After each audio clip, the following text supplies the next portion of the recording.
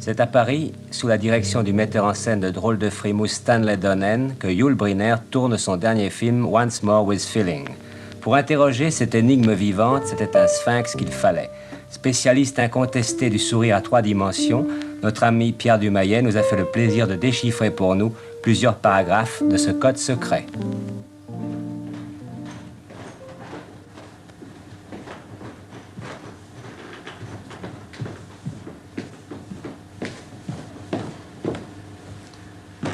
Est-ce que vous me permettez d'abord de vous lire quelques-unes des phrases que l'on a beaucoup répétées sur vous. La plus répandue, sans doute, est celle-ci. C'est une phrase de Deborah Kerr, qui a été votre partenaire, n'est-ce pas? Yul Brynner exerce une sorte de fascination extraordinaire à laquelle on ne s'attend pas. Vous y souscrivez? Oh, je n'en sais rien. Il y a 2 phrases également très répétées. L'une a été dite, semble-t-il, par votre habilleuse et l'autre par votre secrétaire. Votre habilleuse a dit « Quand il me dit bonjour, je me sens mourir ». Et votre secrétaire, c'est le plus bel animal que j'ai jamais vu. Ben ça, on m'appelle surtout un drôle d'animal, d'après la presse. C'est-à-dire un animal exigeant, un animal vent. Toutes sortes d'animaux, et tout simplement animal parfois. Vous n'avez jamais voulu répondre aux questions que l'on vous a posées sur les premières années de votre vie. Pourquoi? Parce que ça ne m'intéresse pas beaucoup. Je ne trouve pas ça très important. En somme, d'où on vient, où on est né, de quelle famille on vient, ça n'a aucune importance. Ce qui est important dans la vie de n'importe quel être humain, c'est ce qu'il a pensé, ce qu'il a fait, ce qu'il a accompli, en lui-même en tant qu'être humain ou dans son travail, par lequel il s'exprime. Bien sûr. Et il y a environ une douzaine de versions différentes concernant votre origine et les premières années de votre vie. Je ne vous demande pas laquelle est la vraie, mais je voudrais savoir quelle est de ces versions celle qui vous amuse le plus, celle que vous préférez. Oh, il y a une version que j'adore, que je suis un Mongol suisse né à Brooklyn. Il y a aussi une version assez répandue parmi les Français de Hollywood qui dit tout simplement que je suis vraiment français, né à Paris, j'ai passé toute ma vie à Paris, sauf quelques mois en Mongolie. Mais celle que vous préférez, c'est tout de même la première? Ah oui, ça, c'est le Suisse mongol né à Brooklyn, c'est celle que j'adore le mieux. Vous acceptez de parler de votre vie à partir du moment où elle est devenue professionnelle? Avec joie. C'est-à-dire à partir, très tôt, à partir de 13 ans? Oui, je n'avais même pas 13 ans. J'avais commencé à travailler comme guitariste dans les boîtes de nuit, ici à Paris, avec des tziganes, surtout avec les Dimitrievitch, qui étaient des grands amis à moi.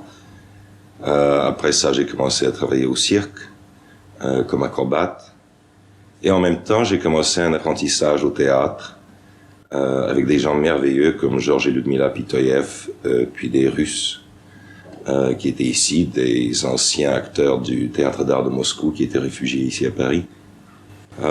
Au cirque, vous avez eu un accident, c'est la raison pour laquelle vous avez abandonné le métier d'acrobate. Oui, parce que j'avais beaucoup aimé ce métier, mais quand je n'avais pas tout à fait 17 ans, je suis tombé du filet, au lieu de tomber dessus tout droit, je suis parti d'un côté. Alors je me suis cassé l'épaule gauche surtout, n'est-ce pas, et les côtes. Et c'est l'épaule qui est l'instrument le plus indispensable, n'est-ce pas, de l'acrobate, parce que notre vie dépend dessus. Et je n'ai pas pu continuer mon métier d'acrobate. Quel est le personnage que vous représentez pour votre public, selon vous? Ouais, c'est pas une formule que j'ai commencé, mais à Hollywood, il y a toujours une tendance à créer une formule pour chaque vedette. Et je crois que la formule dans laquelle j'ai été le plus poussé, c'était de jouer un type extrêmement dur, et vache même, avec un cœur d'or.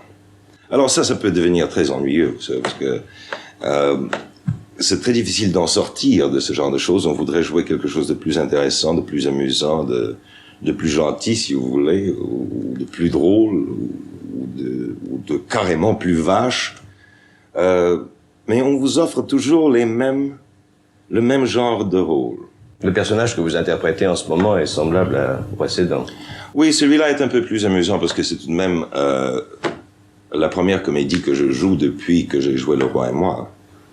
C'est un chef d'orchestre vaste. C'est un chef d'orchestre qui a un tempérament fou, n'est-ce pas, qui casse des violons sur les têtes de ses musiciens. Enfin, un type très amusant. Il y a une question que je voulais vous poser tout à l'heure. On dit, j'ai lu aussi, on dit que vous vous rasez le crâne 3 fois par semaine avec un sabre. Ah oui. Oh, je l'ai entendu celle-là aussi. On raconte beaucoup de choses comme ça. Non, je me rase tout simplement au rasoir électrique. Quand je me rase le visage, puis je continue comme ça. Je vous ai posé cette question peu sérieuse avant une plus sérieuse. Vous avez pris une décision très importante ces derniers jours. Voulez-vous dire la Oui, la décision est assez simple. Et il me faudra 3 ans pour l'accomplir. C'est de quitter le métier d'acteur, parce que c'est tout de même un métier qui n'est pas ce que j'avais choisi d'abord. Je me suis toujours entraîné pour être un metteur en scène, et c'est ça que je veux redevenir. Le métier d'acteur est un métier merveilleux, parce que on a, avec du succès surtout, on a accès à un matériel merveilleux, n'est-ce pas, littérature très intéressante, et des gens merveilleux avec qui on travaille. Et il y a des acteurs à qui ça va très bien. Pour moi, je trouve le métier même très bien et passionnant et intéressant et tout ça.